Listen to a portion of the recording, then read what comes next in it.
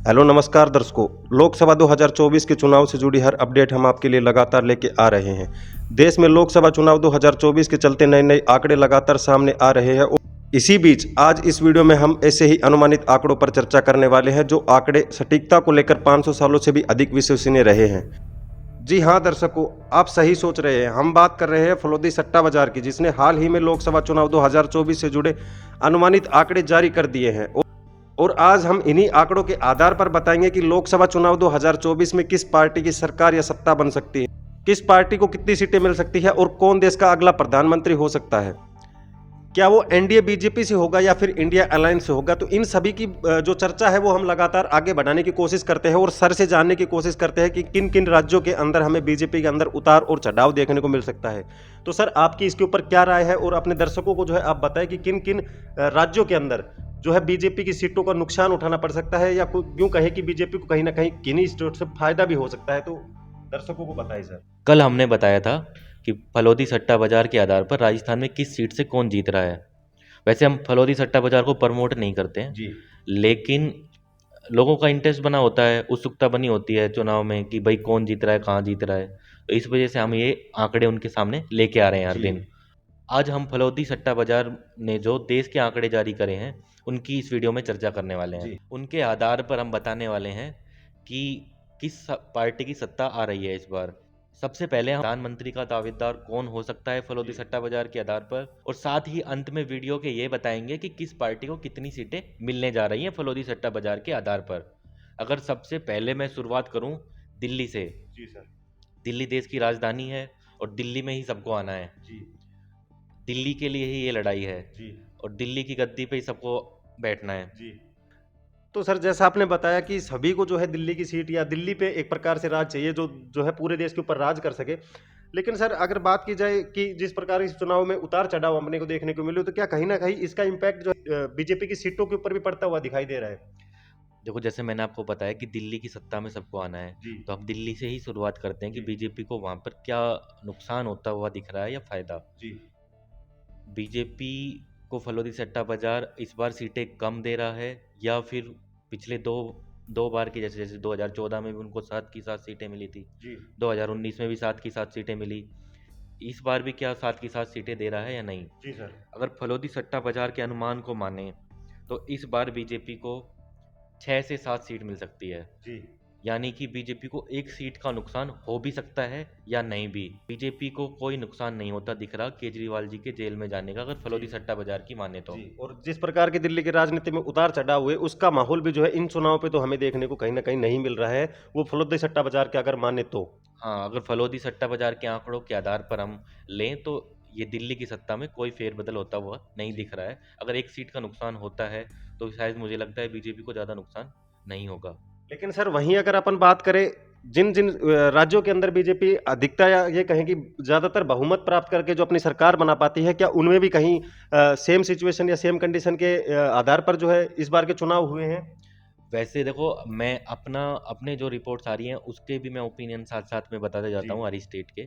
जैसे अगर दिल्ली की बात की जाए तो दिल्ली में अगर जो अपना ओपिनियन है, जो हमारी टीम ने किया है जो जी सर्वे, उसके आधार पर देखें तो 4 से 5 बीजेपी की सीटें आ सकती हैं जी और 2 से 3 सीटें बीजेपी की हाथ से जा सकती हैं। जी वहीं फलोदी सट्टा बाजार एक सीट का नुकसान दिखा रहा है। जी। तो सर जैसे हमने बात की दिल्ली की, इसके बाद अगर नेक्स्ट स्टेट की बात की जाए सर, तो वहाँ के लोगों ने भी जो है बीजेपी को तहे दिल से जो है उसका स्वागत किया था किसी न किसी प्रकार से। और उन स्टेट में जो है हमें मोदी की जो है लहर एक प्रकार से आप कह सकते हो, जिसको लहर भी नहीं आप सुनामी कह सकते हो, कि इस प्रकार की जो हमें देखने को मिली थी और बीजेपी को 25 की 25 सीटें जो है उस स्टेट ने थमाई थी। जी हाँ दोस्तों, मैं बात कर रहा हूँ राजस्थान की। तो सर से जानने की कोशिश करते हैं कि राजस्थान में किस प्रकार का माहौल हमें देखने को मिल रहा है सर। देखो, फलोदी सट्टा बाजार के आधार को माने तो फलोदी सट्टा बाजार राजस्थान में बीजेपी को कंफर्म 12 से 13 सीटें दे रहा है जी और कुछ 4 से 5 सीटें ऐसी हैं जहां पर कड़ी टक्कर है। जी वो ये कह रहा है कि कांग्रेस के खाते में भी जा सकती हैं और बीजेपी के खाते में भी। जी ऐसे 5 से 6 सीटें ऐसी हैं कांग्रेस के खाते में जाती हुई दिखाई दे रही हैं। अगर इस बार फलोदी सट्टा बाजार के अनुमानों को देखें तो 50-50 सा लग रहा है, क्योंकि 50% सीटें ही बीजेपी के खाते में डालता हुआ भी दिखाई दे रहा है। जिन पे कड़ी टक्कर बता रहा है उसका मतलब है कि वहाँ पे क्लियर नहीं हुआ है कि अभी सीटें किसके हाथ में जाएंगी। जी अगर वो सीटें भी बीजेपी के हाथ में आती हैं तो 17 से 18 सीटें आ जाएंगी बीजेपी के हाथ में। अगर वो सीटें कांग्रेस के हाथ में चली जाती हैं तो बीजेपी 12 से 13 पर सिमट कर रह जाएगी, जी जो बहुत बड़ा अपसेट होगा राजस्थान में बीजेपी के लिए, जी जो दिल्ली के परिणाम से बहुत ही अलग है। जी दिल्ली में शायद एक ही सीट का नुकसान हो रहा था, यहाँ पर 12 से 13 सीटों का नुकसान होता हुआ दिखाई दे रहा है। और वहीं अपना अगर जो सर्वे की बात करें तो अपना सर्वे भी कुछ ऐसा सा ही है। 12 से 13 सीटें बीजेपी की कंफर्म है, जी 4 से 5 सीटों पर मुकाबला कड़ा है और कांग्रेस के खाते में 6 से 7 सीटें जाती हुई दिखाई दे रही हैं। जी। इसके बाद सर जैसे एक और स्टेट की बात कर ली जाए जहां भी जो है लोगों ने लगातार जो है, और वहां से अगर उस स्टेट की बात की जाए तो प्रधानमंत्री नरेंद्र मोदी भी कहीं ना कहीं उसी स्टेट से जो है लगातार अपने चुनाव जो है वो लड़ते हैं और देश के जो है पीएम बनते हैं। तो अगर उस स्टेट की बात की जाए तो आप भी समझ गए होंगे मैं किस स्टेट की यहाँ पे बात करने वाला हूँ, तो उस स्टेट का नाम भी जो है आप ही अपने दर्शकों को बताएं और किस प्रकार का जो माहौल देखने को मिला है तो वो भी बताएं। आप बात कर रहे हैं उत्तर प्रदेश स्टेट की, जी जहां से पीएम अपने 2 बार चुनाव लड़कर आए हैं और पीएम की गद्दी पर विराजमान हुए हैं। जी पर उत्तर प्रदेश की इस बार बात की जाए फलोदी सट्टा बाजार के आधार पर तो पिछली बार 62 सीटें बीजेपी के खाते में आई थी, जी सर लेकिन इस बार सीटें बढ़ते हुए दिखाई दे रहा है, ना कि कम होते हुए। जी तो इसका मतलब है कि प्रधानमंत्री जी का वहाँ पर बार बार दौरे करना, योगी आदित्यनाथ जी का वहाँ पे काम, जी और साथ ही राम मंदिर जैसे मुद्दे वहाँ पर भारी पड़ते हुए दिखाई दे रहे हैं अन्य दलों पर, अगर जी फलोदी सट्टा बाजार को आधार माने तो। वहीं अपना जो अनुमान है उसके आधार पे भी कुछ ज़्यादा बदलाव नहीं आ रहा है। वहाँ पर बीजेपी को 60 सीटें करीब करीब निकलती हुई दिखाई दे रही हैं। जी 20 सीटें ही अन्य या फिर इंडिया गठबंधन के खाते में जाती हुई दिखाई दे रही हैं। जी अपने सर्वे के आधार पर दो सीटों का नुकसान हो रहा है, जबकि फलोदी सट्टा बाजार की माने तो 3 सीटों का फायदा होता हुआ दिखाई दे रहा है। जी सर। तो सर इसी क्रम में जैसे अपन आगे चलते हुए बात करें साउथ के स्टेटों की, तो कहीं ना कहीं प्रधानमंत्री का इस बार 2024 के अंदर फोकस जो है वो भी साउथ के स्टेटों के ऊपर बना हुआ है। और अगर बात की जाए सर तमिलनाडु की, तो इस बार जो है तमिलनाडु की राजनीति में जो है कितना उतार चढ़ाव जो है अपने को देखने को मिलेगा सर। देखो, तमिलनाडु पे प्रधानमंत्री जी पूरे साउथ पे ही फोकस करके जी बैठे हैं। उनको चाहिए कि वहाँ से कुछ सीटें निकलें। जी अगर तमिलनाडु की बात करी तो जाए तो 2019 में बीजेपी का खाता वहाँ पे नहीं खुला था, जी लेकिन इस बार तमिलनाडु में बीजेपी को 3 से 4 सीटें फलोदी सट्टा बाजार दिखा रहा है। जी इसका मतलब है बीजेपी को खाता तो खुलता हुआ दिखाई दे रहा है, लेकिन बहुत बड़ा फायदा नहीं हो रहा है। जी वहाँ पे 38 सीटें हैं टोटल, बस सिर्फ बीजेपी के 3 से 4 सीटें ही आ रही हैं। जी लेकिन प्रधानमंत्री की मेहनत का आप ये कह सकते हो कि 0 से 3 से 4 सीटें वो जी पर पहुंच गए हैं। जी। और ना से कुछ मिलता हुआ तो दिखाई दे ही रहा है जी। और अगर अभी जैसे हम हर सीट पे अपने सर्वे बता रहे हैं, अपने सर्वे के आधार पर अगर कहें तो हमारे सर्वे के आधार पर बीजेपी को 1 से 2 सीट मिल सकती है यहाँ पे, यानी खाता हमारे सर्वे के आधार भी खुलता हुआ दिखाई दे रहा है। जी लेकिन हमारा सर्वे 3 से 4 सीटें नहीं दे रहा है। जी।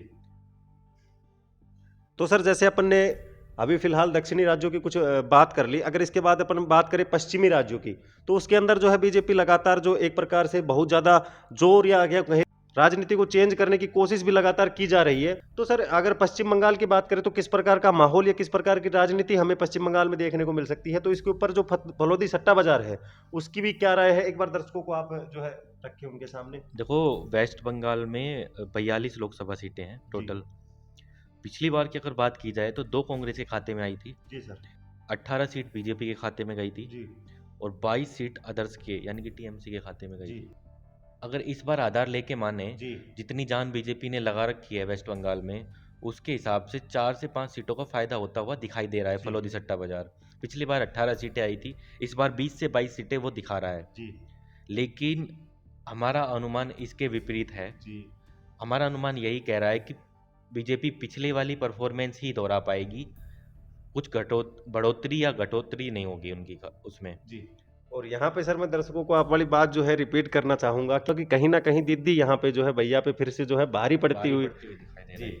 इसके बाद अगर नेक्स्ट स्टेट की बात की जाए एमपी की या मध्य प्रदेश यूं कहे, तो इनके अंदर जो है किस प्रकार का बीजेपी का माहौल जो है वो देखने को मिल रहा है, और फलोदी सट्टा बाजार जो है किस पार्टी को अपने अनुमानों के अनुसार किस पार्टी को विजय जो है कर रहा है, तो इसके ऊपर जो क्या राय है आपकी। देखो, सबसे पहले हम 2019 की बात करें मध्य प्रदेश की, तो यहाँ पर 29 लोकसभा सीटें हैं, जी जिसमें से सिर्फ एक ही कांग्रेस जीत पाई थी, 28 बीजेपी ने जीती थी। जी लेकिन इस बार फलोदी सट्टा बाजार 2 सीटों का नुकसान होता हुआ दिखाई दे रहा है। जी यानी कि पिछले बार एक सीट का नुकसान हुआ था, इस बार 2 सीटों का नुकसान होता हुआ दिखाई दे रहा है। जी। फरोदी सट्टा बाजार की माने तो मध्य प्रदेश में बीजेपी को 27 से 29 सीटें मिल सकती हैं। जी।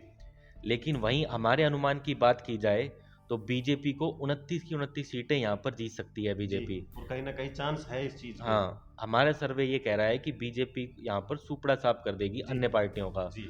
तो फुल बटे फुल नंबर आने वाले हैं बीजेपी को। जी। तो अगर फलोदी सट्टा बाजार हमारे हिसाब से 1 या 2 सीट कम दे रहा है जी। और हमारी सीटें 1 से 2 अधिक हो रही हैं। तो सर हमने जैसे बात की मध्य प्रदेश की, तो आपने अपने आंकड़े जो है दर्शकों के सामने पेश किए। इसके बाद सर हम बात करते हैं एक साउथ की स्टेट की, जहां के सीएम जो है लगातार अपने बेबाक बयानों को लेकर जो है लगातार चर्चाओं में भी बने रहते हैं, और कहीं ना कहीं उनकी सुर्खियां जो है हमें मीडिया में भी कहीं ना कहीं देखने को मिल ही जाती है। तो इस स्टेट की अगर बात की जाए तो इस स्टेट में जो है बीजेपी का किस प्रकार का माहौल अपने को दिखाई देगा, तो इस चीज की जो फलोदी सट्टा बाजार क्या कह रहा है, तो इस चीज के ऊपर क्या राय है आपकी? देखो, तेलंगाना में 17 लोकसभा सीटें हैं जी। और वहाँ पर पिछली बार की बात की जाए तो 3 कांग्रेस के खाते में आई थी, 4 बीजेपी के खाते में गई थी और अदर्स बाकी 10 की जो सीटें थी वो अदर्स के खाते में गई थी। जी। और जैसा आपने कहा कि वहाँ के सीएम हमेशा अपने बेबाक बयानों के लिए जाने जाते हैं। जी।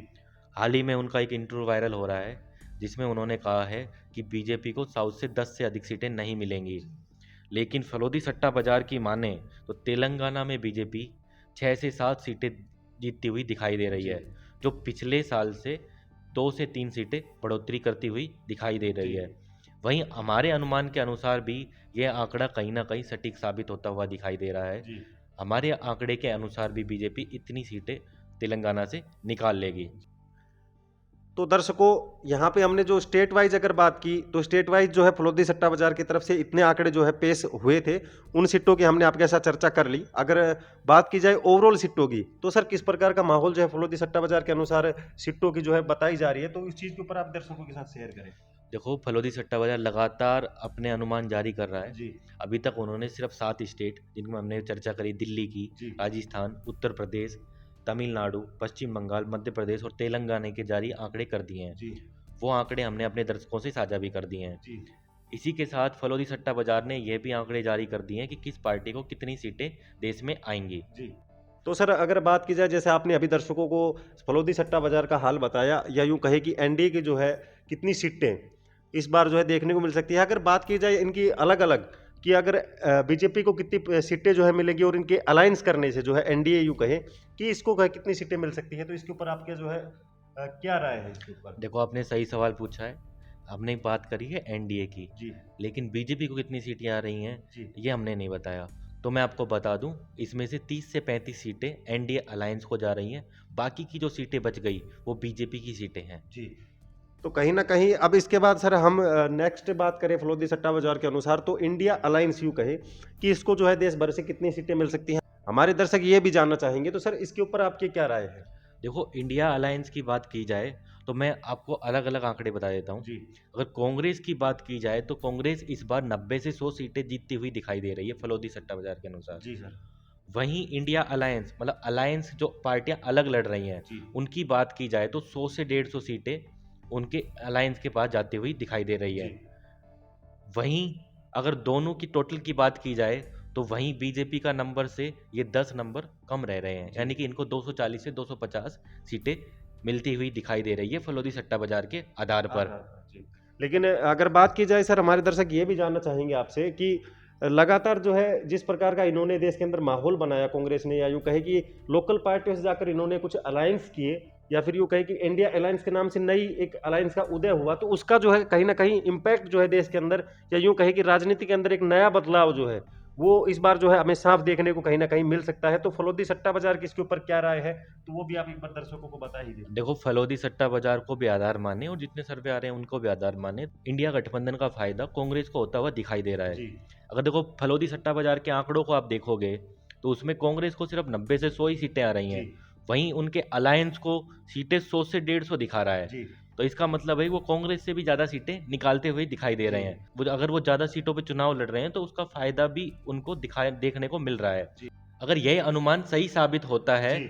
तो इसके आधार पर इंडिया अलायंस को 240 से 250 सीटें मिलेंगी, जी। जो बीजेपी से सिर्फ 10 ही सीटें कम हैं। जी। लेकिन एक आपको बात मैं इसके साथ बता दूं कि 272 का जो जादुई आंकड़ा है उसको इस फलोदी सट्टा बाजार के अनुमानों के आधार पर कोई भी अभी पार करता हुआ दिखाई नहीं दे रहा है। लेकिन अगर सर यहीं एक और सवाल उठता है कि अगर बात की जाए, आप कह रहे हो कि दोनों पार्टियां जो है कि इतनी इतनी सीटें जो है इनके अंतर भी जो है ज्यादा का नहीं देखने को मिलेगा, तो सर कहीं ना कहीं हो सकता है कि अदर्स जो है, या यूं कहे कि वहां की जो लोकल पार्टियां हैं जो अपने खुद के बेस के ऊपर चुनाव लड़ रही है, तो क्या कहीं ना कहीं वो जो देश का पीएम डिक्लेयर करने के अंदर कहीं ना कहीं उनकी भूमिका जो है वो सामने निकल के आ सकती है?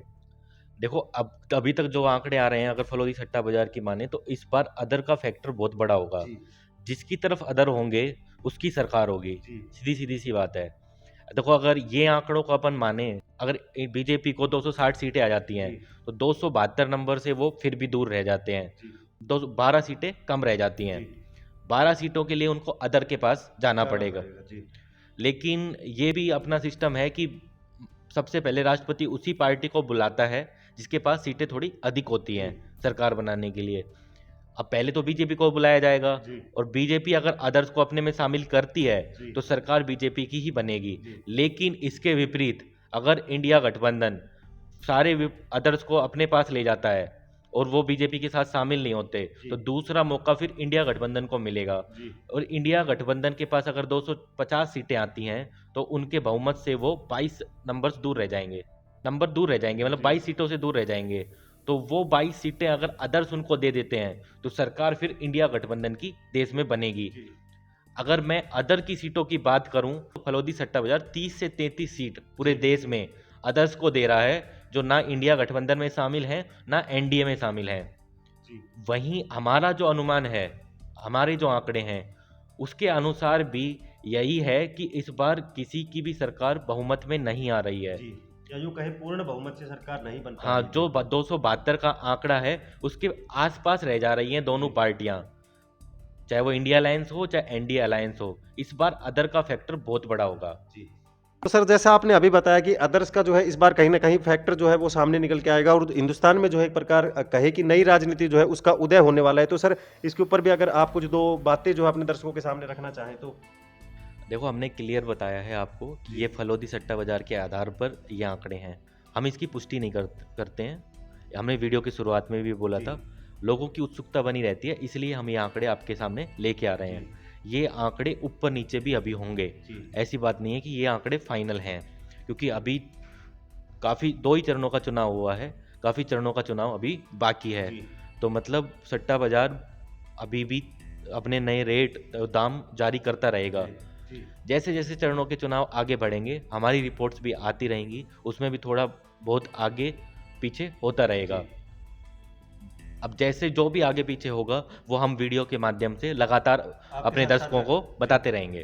तो दर्शकों, आज की इस वीडियो में हमने फलोदी सट्टा बाजार और अपने आंकड़े जो सामने निकल के आए हैं उनके आधार पर आपको बताया कि देश के अंदर किस पार्टी की कितनी सीटें आ सकती है। वहीं आपके अनुसार देश में अगला प्रधानमंत्री कौन हो सकता है, किस पार्टी की कितनी सीटें जो है वो हमें देखने को मिल सकती है, या फिर यूं कहें कि किसकी सरकार जो है वो इस बार हमें देखने को मिल सकती है। आप नीचे अपनी कमेंट बॉक्स में अपनी राय जो है वो हमारे साथ जरूर शेयर करें। अब तक की वीडियो में मैं आपके साथ था सचिन यादव और हमारे साथ और सर पुरुषोत्तम शर्मा जी। तो इस वीडियो को हम यहीं विराम देते हैं, मिलते हैं ऐसी ही किसी नेक्स्ट वीडियो में। अगर आपको ये वीडियो अच्छी लगे तो प्लीज़ इस वीडियो को लाइक जरूर कर दे, चैनल को भी सब्सक्राइब कर दे, ताकि आने वाली हर वीडियो आपको यहाँ पे सबसे पहले मिल सके। तो धन्यवाद।